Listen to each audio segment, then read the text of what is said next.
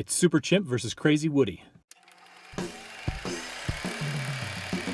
Hello everyone and welcome to Movie Reviews by Josh. My name is Josh Terry, and today I'm going to be telling you a little bit about War for the Planet of the Apes, which is the third in the prequel trilogy that's eventually going to get us to Charlton Heston kneeling and screaming on a beach. So it's a pretty worthwhile journey, I would say. So you're probably already familiar with the first couple movies in this series. We had Rise of the Planet of the Apes, that was one with James Franco, got everything started. Dawn of the Planet of the Apes came a couple years ago and started to have the face-off between the monkeys and the humans.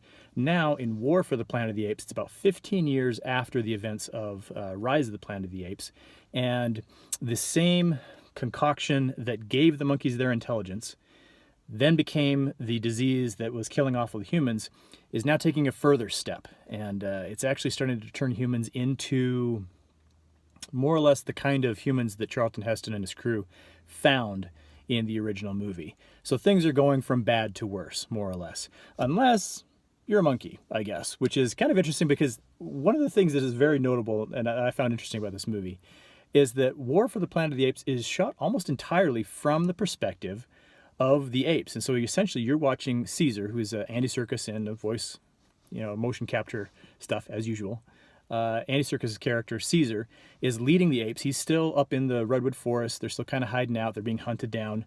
But he doesn't really want conflict. And so early on in the movie, he actually captures some military prisoners and then sends them back alive, hoping to kind of send the message that, hey, you know what, let's just live and let live here. But this crazy colonel, played by Woody Harrelson, who seems to be channeling Marlon Brando from Apocalypse Now, raids the camp, Caesar's camp, and winds up killing his wife and son. And so that ignites the conflict. One thing leads to another. They find out about how the disease has become worse and worse, and how not only is it killing off people, but even the survivors are finding themselves kind of mute, and their intelligence is being numbed. And we can really kind of see the human race kind of circling the drain here.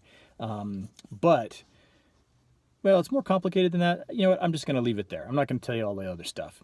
This is the way I see it. There's a good opening to this movie. The middle part, when they're kind of figuring some stuff out, it drags a little bit. But the third act of this movie is spectacular. There's some really, really incredible action, some great, exciting sequences. A lot of cool stuff is happening.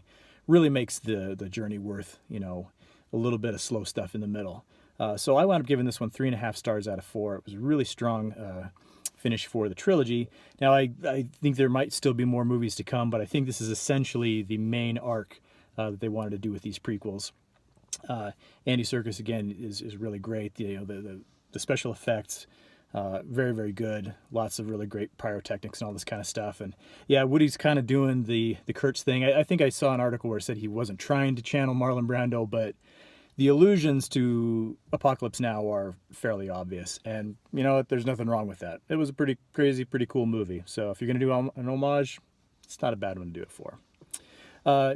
War for the Planet of the Apes is rated PG-13 for a lot of the kind of stuff that you would expect in a PG-13 action sci-fi movie. There's some sci-fi violence. There's some little bit of, I don't really remember a whole lot of profanity, to be honest.